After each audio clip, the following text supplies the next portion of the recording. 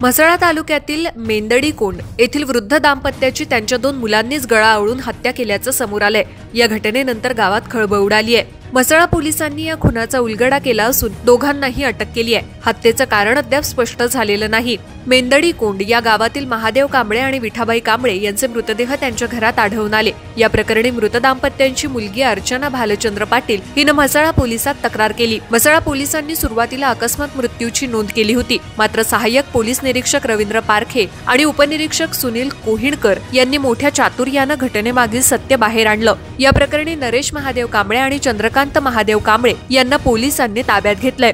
म्हसळा पोलिसांनी केवळ 12 तासांच्या आत या गुन्ह्याचा छडा लावला। दरम्यान मेंदडीकोंड हे गाव सुमारे 200 ते 250 उंबरठ्यांचं सुसंस्कृत गाव आहे। या गावात श्री गणेश मंदिर, प्रशस्त दत्त मंदिर, 2 समाज मंदिरं आणि महिलांसाठी स्वतंत्र सभागृह अशा सर्व सोयी सुविधा आहेत। अशा ऐक्यपूर्ण आणि सुसंस्कृत गावात घडलेली ही हृदयद्रावक घटना ही ग्रामस्थांसाठी धक्कादायक आणि अविश्वसनीय ठरली आहे।